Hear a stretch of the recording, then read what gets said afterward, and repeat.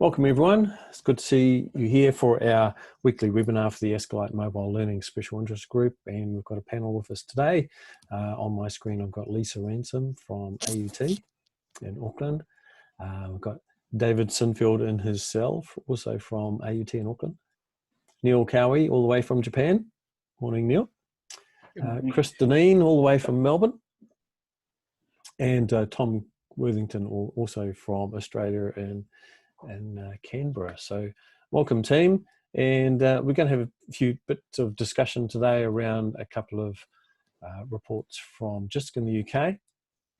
They do an annual survey in higher education of staff and students and their learning experience, in particular with their digital experience. And they also did, from a conference in 2014, a bit of a snapshot of what they predicted 2020 would look like in higher education. So that's kind of interesting as well. We thought we'd have a bit of a chat about that. But before that, we have a couple of our panel here have a couple of 2-minute tips that they'd like to share. So we've got Lisa and then David. So over to Lisa. Yeah, morning or afternoon, depending where you are. I was on the TAL Advisors network the other day and came across something that there was a webinar that was run, and somebody in Uni Melbourne has done a really nice example of using Padlet. Now I'm going to try and do a screen share here. See if you can find it. Right, does that come up on your screen? Yes. Okay, so I really like the way they've used Padlet in this scene. So they're talking about upcoming training, teaching online using Canvas and Zoom. There's a lot of resources in here about using Zoom for synchronous tutorial pages, student engagement. So they've actually done, I actually quite like the way they've done this. It's very simple but very nice and very easy to find things. So I've put the link to this in our chat area. There's also some things about assessment. What else? They've got rapid design of online learning. And I also think it goes down as well. So you can actually go down to each of these bits as well. So there's some really good stuff in here. I've opened up some of these, and I think it was called Feedback Fruits that they ran, which was the webinar. And they talked about some really good things in here. Just go a little bit further. And I think this might have been something that Tom mentioned a couple of weeks ago about 226 free technologies. Yeah. So there's something in there. Yep. Yeah. So there's the link to that in there, which I thought was really good too. So yeah, I just thought it was a really good use of a free tool, but setting it up quite nicely for people to use things. Yeah, it makes it quite graphical. I also like if you click on the share icon. Top right? No, yeah, top right. So it's got sign in, login, and then share. Probably can't see it on my screen. Got it. Yep, share.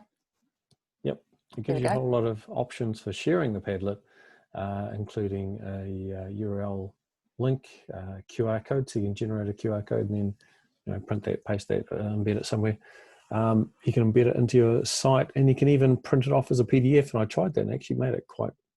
Sometimes when you print a web page off, it's really horrible, but it actually reformats it really nicely as a PDF to be able to save. So yeah, I think there's a few more new features that have come out in Padlet, because a lot of these weren't here last time I looked at Padlet.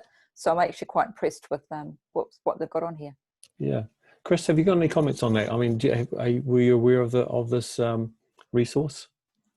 No, actually, I was not, and I'm really excited to see this, because what we've been doing is promoting some of these things through our own website, which is a more traditional tile-based website. And I'm looking at this and thinking, oh boy, we could take some great lessons from this.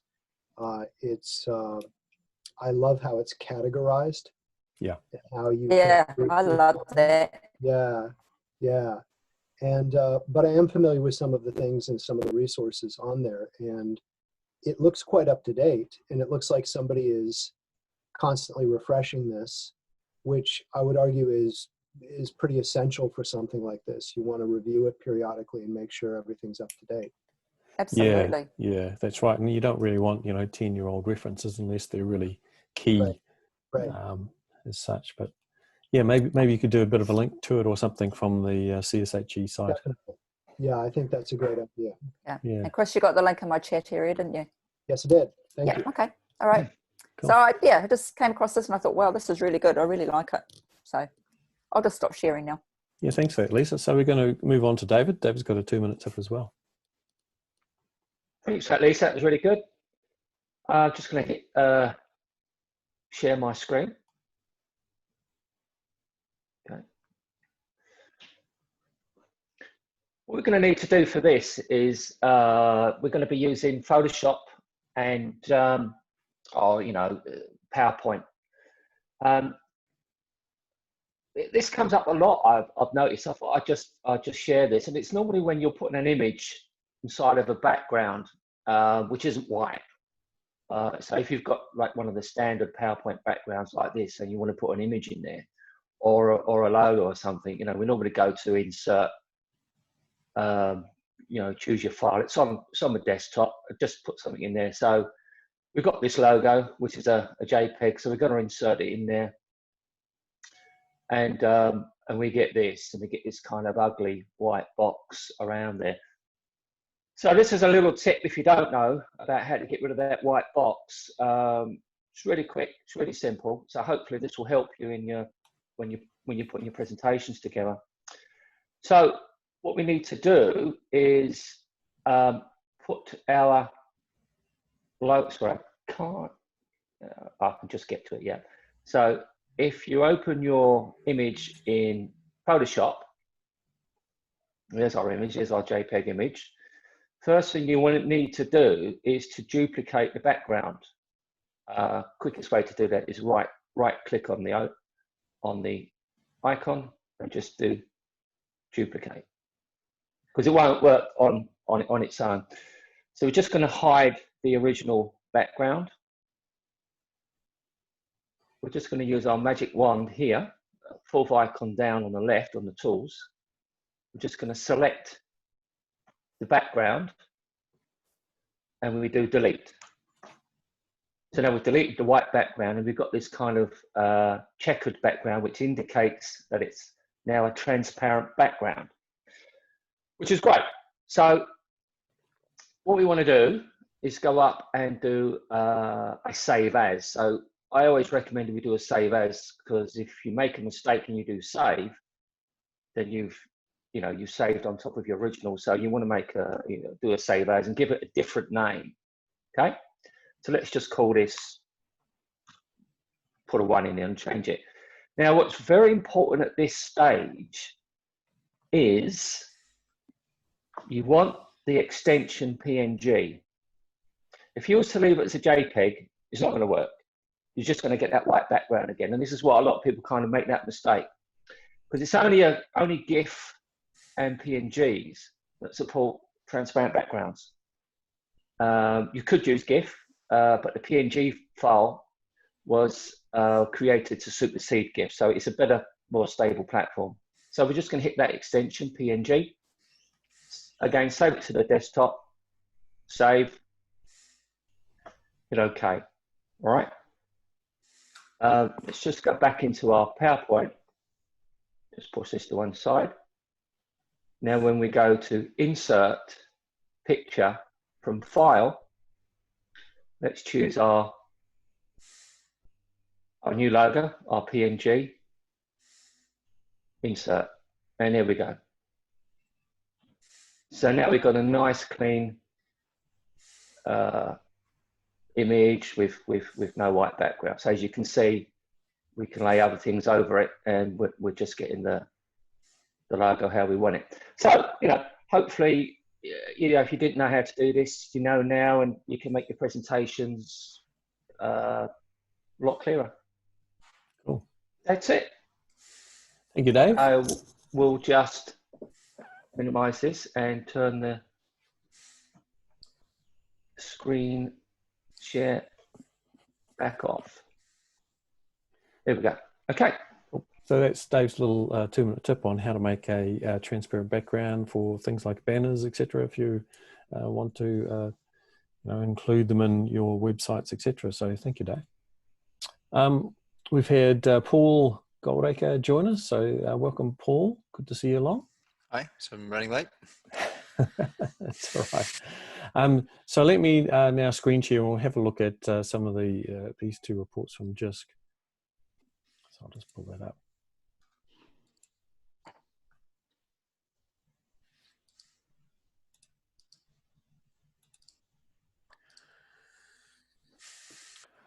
Okay, so we should be seeing the student digital experience in 2020.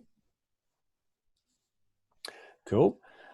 So I thought this is kind of interesting, but everyone just sort of pitch in as you want to sort of comment, and if there's anything interesting that you want to talk about, discuss, then go for it. But I just thought it was kind of interesting to look at this kind of prediction, which is only over a period of 6 years from 2014 to 2020, what a group from JISC thought that the student experience would look like in 2020.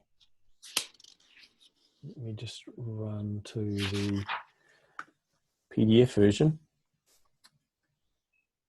So interesting that they thought lectures would be very technology intensive, fully recorded and interactive. Have we really done that in 6 years? I'm not really convinced. Talk about student data. I guess that's sort of the learning analytics movement. Once again, I think there's a lot of stuff being done on learning analytics, but I'm not convinced there's been a lot of impact on teaching and learning from learning analytics yet. Not that I've seen. Other people on our panel might have some examples where it actually has started to happen. A blend of institutional personal devices. Well, yes, I guess that's kind of happened. Course-specific apps. I think this is quite a specific to 2014, this next one, under personal social technologies. Wearable technologies, especially Google Glass type. Yeah, that's gone. Yeah, well, that's, I think this is pre the whole glass holes movement. where everyone basically sort of said, you're an absolute nerd if you wear Google glasses. And it tended to be white males doing it predominantly. I think they were banned in some venues too, and quite a few people, there was pushback, wasn't there? Yeah, it actually got violent, I think, in a few bars because, of course, the issue was you had a camera in your glasses which was constantly recording, and that was rather intrusive and invasive. And so I remember seeing, I think it was James Clay from the UK, put together a whole blog on glass holes. and all these images of different people wearing Google glasses, and yeah, it was a bunch of nerds. So yeah, it didn't go down. So I guess this is kind of a classic, technology first, without sort of thinking about the cultural implications and the whole thing of, if you look at the idea of the social construction of technology, it's sometimes companies put out stuff that people don't actually want. Well, that's inappropriate. They haven't really thought through those sorts of cultural issues and how are you going to use it in education anyway. And certainly all the examples I saw were you could have done with other technology easier. Anyone familiar with Black Mirror? Sorry, what was that? Anyone familiar with Black Mirror? Black Mirror, yeah. Did you see the episode where they had, I think it was like a camera actually on their eyeball, and they could rewind everything, every aspect of their life and review it if they wanted to. So lying was out of the question. It was quite an interesting episode, but an extension of Google Glass. So I thought that was an interesting one that obviously in 2014, people thought that Google Glass had some potential, but that died pretty quickly. Constant digital interactions between people. Well, I guess so. I mean, everyone's on their phone the entire time, aren't they? And texting and Instagramming, etc., and sharing photos of what they're doing and their pizzas that they make on Twitter. That's one of the core uses for Twitter, I find. Interesting too, if you've read the news today that Trump is, trying to censor social media and Twitter from pointing out his inaccuracies and apparently lampooning his campaign for second session as president. But anyway, interesting approach to intellectual freedom. 3D printing, I think that's kind of has taken off in specific domains, obviously in things like anything that's to do with actually creating stuff, product design, etc. That's certainly become integrated into the course. I'm not sure it has right across the field beyond that though. Ubiquitous connectivity and data exchange, seamless collaborative environments. Once again, perhaps that's a little bit, I don't think that's been completely realized. As we sort of, it was kind of interesting to look at some of these. Facebook and email replace with more audio-visual based social networks. Well, Facebook is still there, email is still there. As much as people would probably like to see an alternative, it hasn't really happened yet. There is a fair amount of social movement, I think, in younger pre-teens to early teens to avoid Facebook. We're to see what happens as that generation actually grows up. What happens to Facebook? The campus classroom, virtual environments. This third one I thought was interesting in light of COVID-19. Environmental and energy constraints will limit development of real-world campuses and classrooms. Well, certainly the virus has certainly changed the on-campus experience. I don't think that was envisioned as such. So anyway, I thought those were kind of interesting. Are there any other points there that anyone would like to discuss? Jumping on? I just thought it was funny that we thought Google Glass with a camera on all the time was a bad idea, but now we're sitting here in front of cameras all the time. Yeah, well, it's different. You're not taking it with you the whole time, though, aren't you? It tends to be stuck on your desk, or although with your phone. You can... Well, we're not going anywhere. So... Yeah. I just posted that issue of Black Mirror in the chat if anyone's interested. It's interesting, though, that we are quite eager to accept some wearable technologies, but not others. I've got my my Apple Watch, and I've owned this now for I think about 6 months, and I couldn't be happier with it. But that was a success. Google Glasses were a resounding failure. Yeah, and it's interesting to parse out, how predictable is it what people will take to as wearable technology. Yeah, and how good a company is it at actually latching onto that. So the other thing that I think is really interesting that really has taken off, and I don't think anyone really expected it to, although possibly Apple did, was the AirPods. I'm not currently wearing my Bluetooth ones because the battery doesn't last for 8 hours of Zoom meetings all day, but that's why I've got the wired ones. But certainly, when I was on the train commuting to work, everyone had them. And it didn't take long for it to become, initially it was like, who would want to wear those? They look stupid. They look like someone's cut off the wires from your, which is the ones I'm currently using. And to the point where everyone's going, we love them, and they're in everyone's Christmas stocking. So, interesting, the whole dynamics around wearable technology and the ones that get accepted, as you said, Chris, and who can predict that? It's hard to know. I work in a building full of people inventing things like this. And they come in the door and show you something, and you sort of look at them and say, yes, but what use is it to anyone?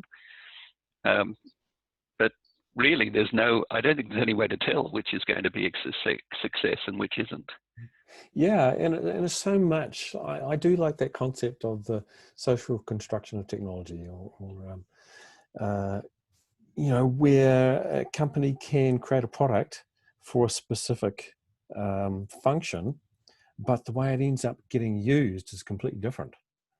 Or, two competing products, one higher quality and one inferior. The inferior one is the one that catches the market. So, lots of examples of that, like with video, with VHS and Vita. The cheaper or inferior product took the market. Not that anyone has them anymore, but it's kind of interesting. So let's flick Tom, over. Yeah. I just wanted to make a comment that in the list, the last two paragraphs are about how institutions should respond, either successfully or they fail to respond. And I think those lists are a terrific kind of guide to universities in the current crisis. As to what sort of things they might be thinking about doing if they're not doing them already. Yeah, you're right. It does have a paragraph on what does it look like when institutions fail to respond. So certainly coming out of COVID-19, there are going to be institutions that maybe not survive. Yeah. Before we flick over to Tom, something that really struck me was under institutional technologies. Lectures will be tech intensive, i.e. fully recorded and interactive. I'm kind of blown away by the unintended consequences factor, because some universities have embraced this. And there's universities that use, for example, Echo 360 to do a lot of lecture capture. Yep. But has this been a good thing? I think we're moving away from that at University of Melbourne, because we've seen maybe not cause, but at least a correlation with dropping attendance numbers at lectures. And if the student thinks, well, I don't have to go to a lecture because it's going to be captured and I can just watch it at my leisure, they may very well not go. And then of course you have this data analytic point, which is, bums and seats. Like it or not, people do use that as a data analytic point. Yeah, definitely. It suddenly takes a crashing dive and you're like, wait a minute, I didn't see that this was going to happen, but in hindsight you can, but. Yeah. And once again, there's a lot of politics around that, where it's the whole record lectures is driven by students and student unions demanding it for their flexible access, and so that they can stay home. Yeah, and it's an interesting debate. I mean, given the option, students are always going to stay at home and not go into the lecture. So I think it's a question of changing how we deliver content. Yeah. So rather than the standard lecture where you stand up in front and you talk to something and it could be recorded, so whether they're there or not doesn't matter. You can still get what's going on.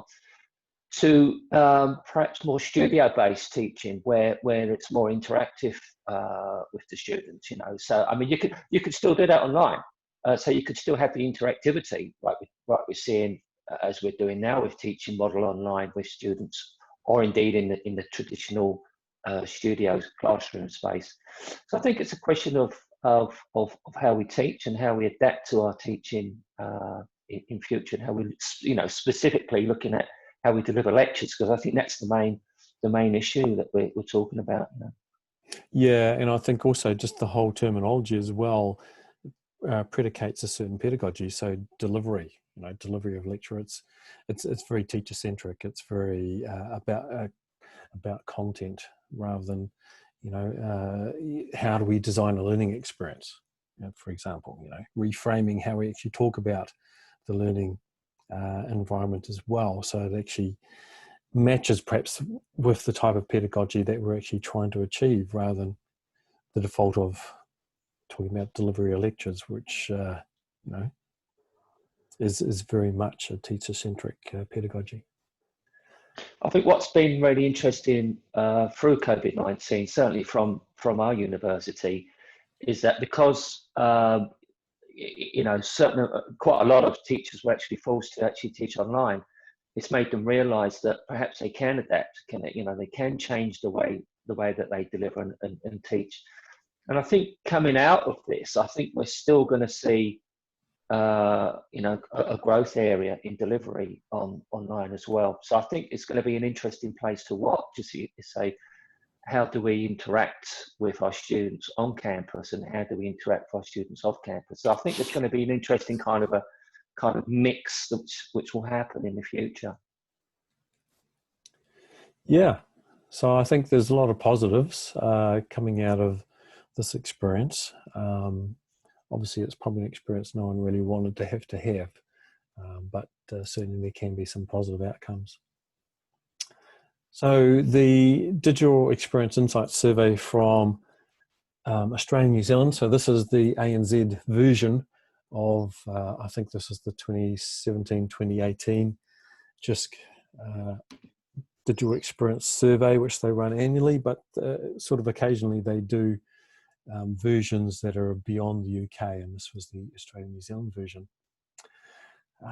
So they've set up into 4 themes: 1, the digital lives of learners; 2, the digital in the university; 3, digital at course level; and 4, student attitudes to digital.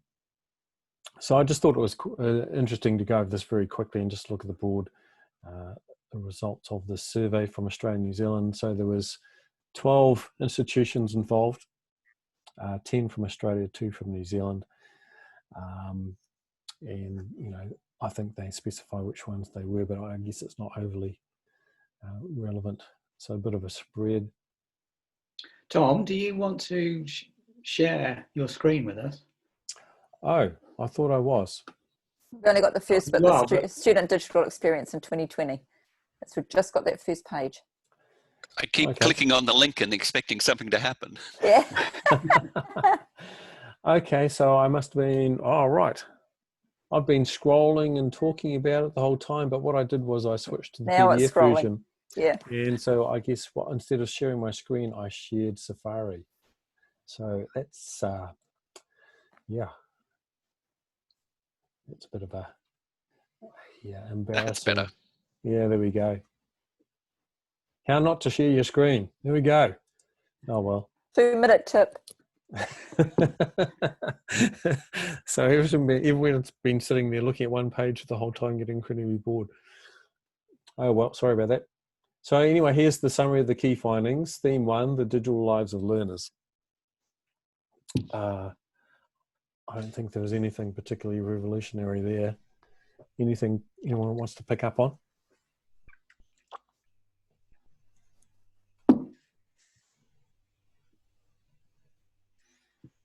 I suggest it's important to keep reminding ourselves that they're not digital natives, and just because they could use a smartphone, they can't necessarily use it for learning. Exactly. Without some guide. That's right. They can use it to Snapchat, to check their Facebook status and watch YouTube videos, but using it critically within a learning environment is not necessarily intuitive. I completely agree. I thought it was interesting that the stats show that 95% of students own their own and use their own laptop. Often, because I'm immersed in technology and teaching and learning, when I'm talking to various discipline-based lecturers, the feedback I'll get is, hardly any of my students have access to technology and they don't bring their laptops to class. But the stats actually show when you ask students, they pretty much all own them. It's just they may not bring them to class because there's no point. So certainly one of the things I try to say to people, if you're looking at doing an intervention in class or trying to get your students to use technology, just ask them, what technology do you own? Don't make assumptions. It's, do a simple survey with your students, then you know. Theme 2, digital in the university. Once again, nothing particularly revolutionary there.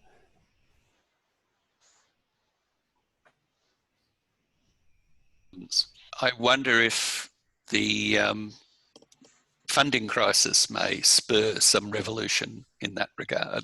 Universities using digital stuff more to save money in the short term. Yeah, and I guess, you know, universities are kind of like McDonald's. They're about land and, you know, buildings, and not so much about the burgers, really. It's really about the fact that they own land all over the world. Same with universities. They own this really, really expensive real estate. And so they want people to use it. It's not necessarily about the way that it's the best environment to learn in, but, you know, when you've made that huge investment in your buildings, and as we've learned from COVID-19, you can actually learn quite effectively using digital technology, perhaps for a whole lot less cost as well. Yeah. I'd be a bit concerned about that second point on the left hand, Wi-Fi connectivity. The work that we've been doing right now with faculties that are setting up online open book exams, what we're finding is it's smart, because they're asking students, how's your Wi-Fi connectivity? Because the interactivity that we can have for an examination is a bit predicated on that, Yep. especially if it's a timed examination. And what they're, I strongly suspect that we're going to find that that 16% has skyrocketed within the current situation. And it's probably not just something we want to think about for the current situation then, if we wind up seeing some of these changes that we're talking about at universities, where we're increasingly beginning to rely on students perhaps not coming to these big spaces. You know, don't we then have to rely on things like NBN for our Australian students, and, you know, whatever equivalent provider might be in whatever country they live in? Yeah, definitely. And, you know, my own experience of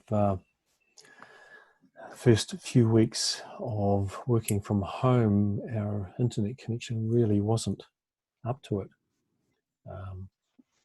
You know, not everyone has fibre connectivity, etc., or you could be in a black spot for 4G or 5G. So, yeah, even though the Wi-Fi on campus may be really good, at home it may not be.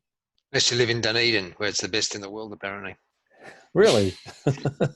Really? It is. Seriously.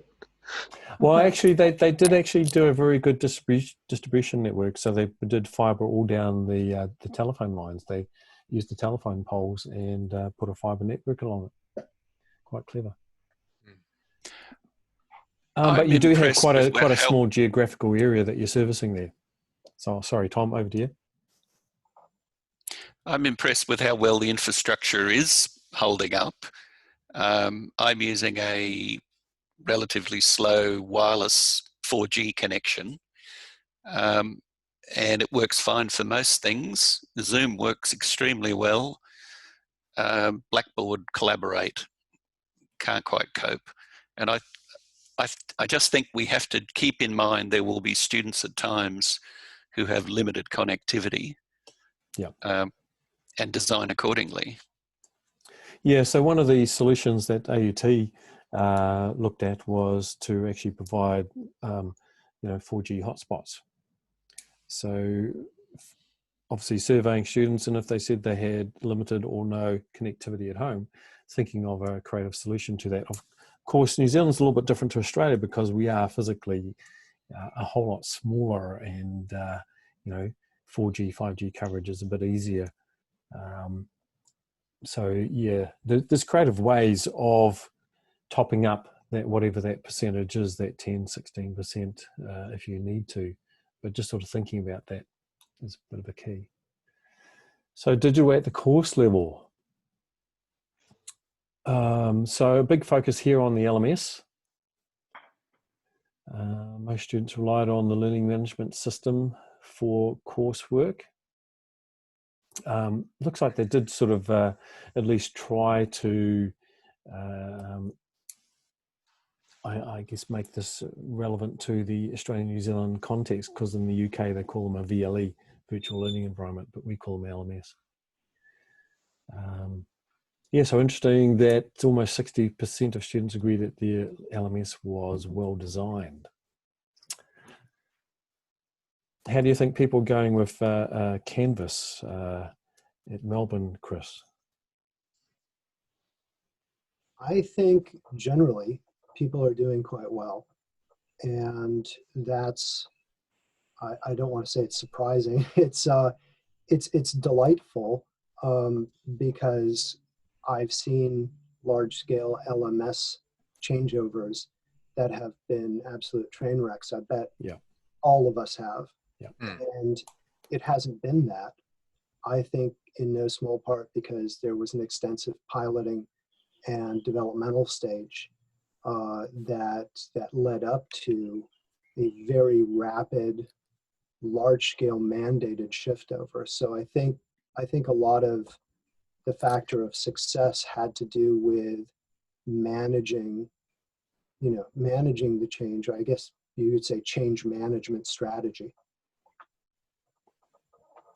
Yeah, it's my impression is that it's actually going pretty well. Yeah, no, absolutely. And part of it though too is that Canvas seems to be really well built. And when people say, how do I do this? And you can show them very quickly, they go, oh yeah, okay. Yeah, I get it now. The other interesting stat there is 78% of students rated their digital teaching and learning as better than average. Yeah, might be. The JISC surveys tend to, in the past at least, have tended to highlight that students' expectations of technology in higher education are very low. And so it's actually quite easy to meet those low expectations. So basically students' expectations are that their lecturers will use PowerPoint. And that's kind of the whole scope of what they see technology in higher education, apart from perhaps using the LMS. So I find that quite disappointing actually, but hopefully we can get students' expectations a little bit higher than that. So the last theme, attitudes to digital. So quite a high agreement from students that digital is important, 78%. Almost 30% of students agreed they were distracted when using digital technologies. Perhaps that really comes down to how they're used or not being used or integrated into the learning environment. If they're not being integrated into the environment, then yes, they will just be a distraction, won't they?